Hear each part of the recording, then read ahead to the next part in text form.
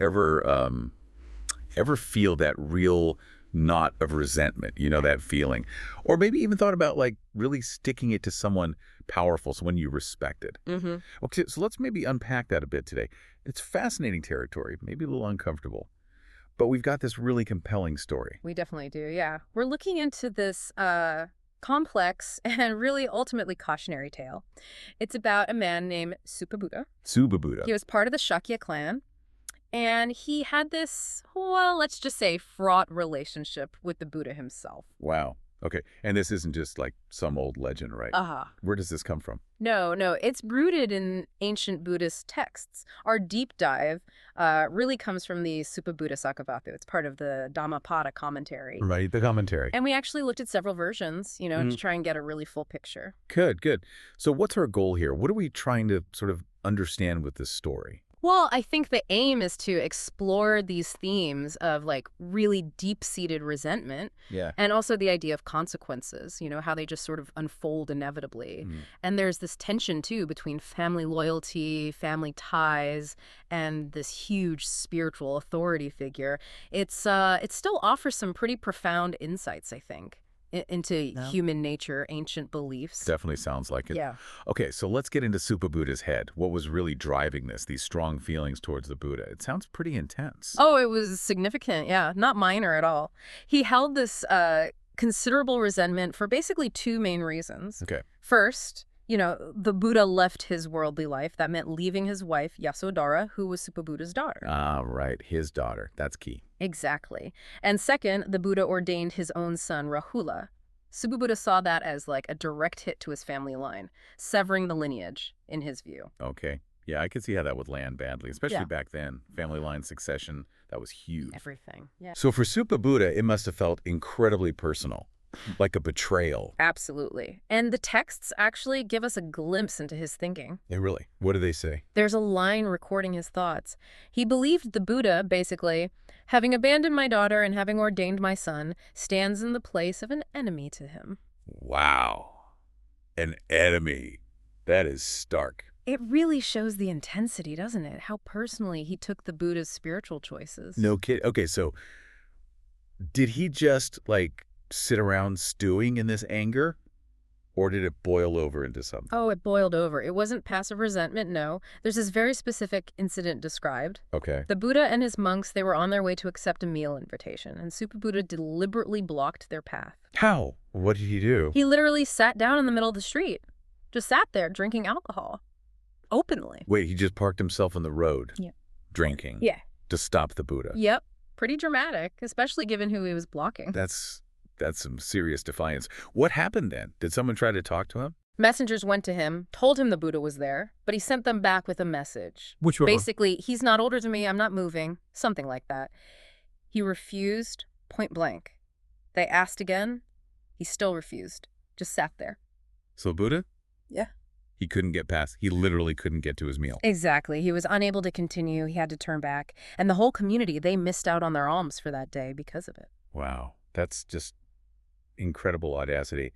What was the Buddha's reaction? I mean, faced with that level of public disrespect, anger, frustration. Well, this is interesting. When he returned, the story says the Buddha smiled. Smiled after being blocked like that.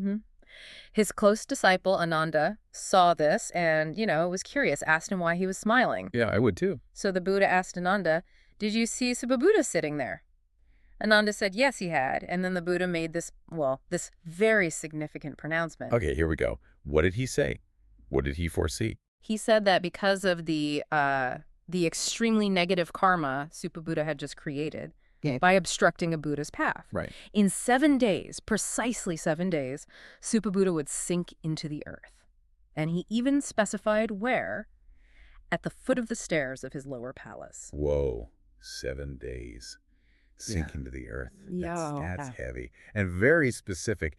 How did Suppabuddha react when he heard that? Predictably, maybe. He was incredulous. Didn't believe it for a second. Okay. But instead of maybe reflecting, like, why would the Buddha say this? He immediately started scheming. How to prove the Buddha wrong. The classic, I'll show him approach. Exactly. And he fixated on that specific detail the Buddha mentioned, the foot of the stairs of his lower palace. So he figured if I'm just not there, it can't happen. Like finding a loophole in fate. Pretty much. He went to really elaborate lengths. He had all his stuff moved up to the 7th floor, the absolute top of his 7-story palace. Right up to the top of it. And then he had the entire staircase removed, just gone, sealed all the doors shut. Seriously. Remove the stairs? Yep. And posted 2 strong guards at every single door with explicit orders. Don't let him go downstairs, no matter what, even by accident. He basically built himself a luxury prison cell on the top floor. You could say that. He declared he'd stay up there for the 7 days and prove the Buddha's words were false. He was convinced he could expose him. Wow. Talk about doubling down on defiance. It's almost comical how hard he tried to game the system, to outsmart this, like, cosmic prediction by just not being in the designated spot. It really does highlight that human tendency, doesn't it? Trying to control everything, even when facing something that seems, well, inevitable. Yeah. But then the Buddha heard about Suppabuddha's lockdown plan, and he made an even more powerful statement. Oh, what now? He essentially said it wouldn't matter. Even if Suppabuddha stayed up there or flew into the sky or dove into the ocean or hid in a mountain cave, Right. the word of a Buddha is unshakable. He would still meet his end exactly as predicted in that exact spot. So, zero wiggle room. The Buddha was absolutely certain. Did he explain why it was so certain? He did.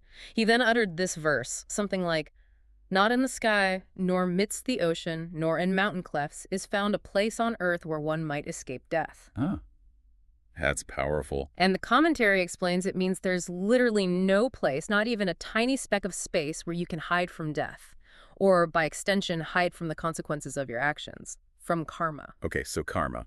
The law of cause and effect. Yeah. Your actions create ripples you can't just duck away from. Exactly. That's the principle in Buddhist thought. Actions, mental or physical, create these corresponding results. It's like a natural law.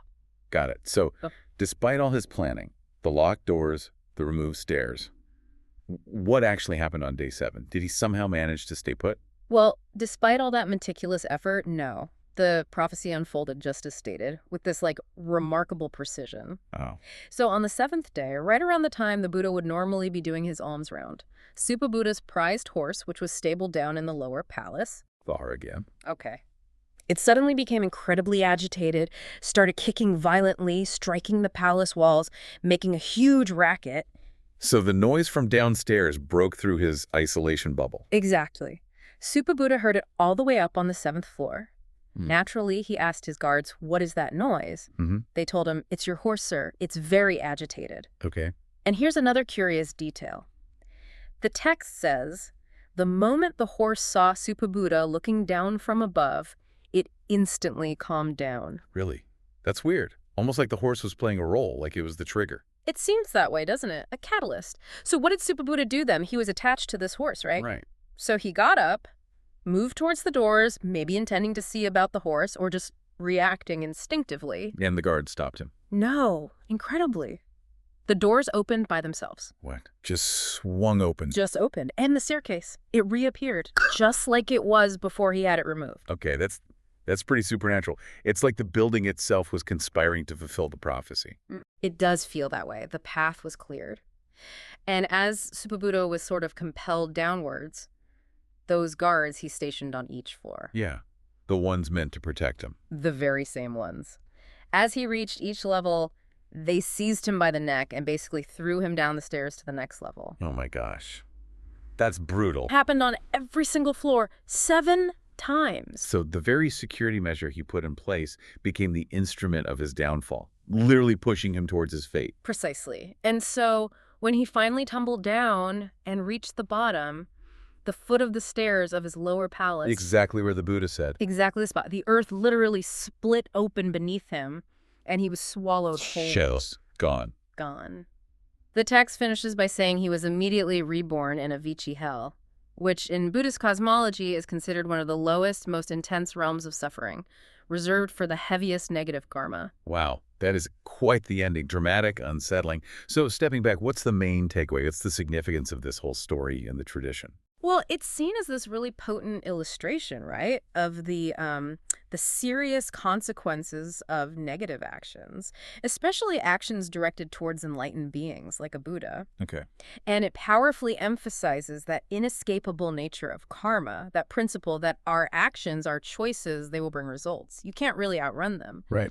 And the text also mentions, interestingly, that after the Buddha finished telling this story, many people listening actually attained different stages of spiritual awakening, Sotapadhi and so on. So the story itself had a powerful teaching effect. Mm-hmm. Highlights the impact of these narratives. So yeah, the story of Suppabuddha really, really hits home this idea that our thoughts, our actions, they have real weight, consequences, and we can't just scheme our way out of them no matter how clever we think we are. Exactly. It's a stark reminder. And it kind of leaves us with a question to maybe mull over, doesn't it, for you listening? In what ways, maybe subtle ways, might we unknowingly create our own obstacles? Through our own resentments, maybe? Or resistance to things that might actually be positive influences? Like fighting against something that could help us grow. Perhaps. And what does this ancient story really teach us today about maybe accepting how things unfold, even when it's difficult or challenges our ego or desires?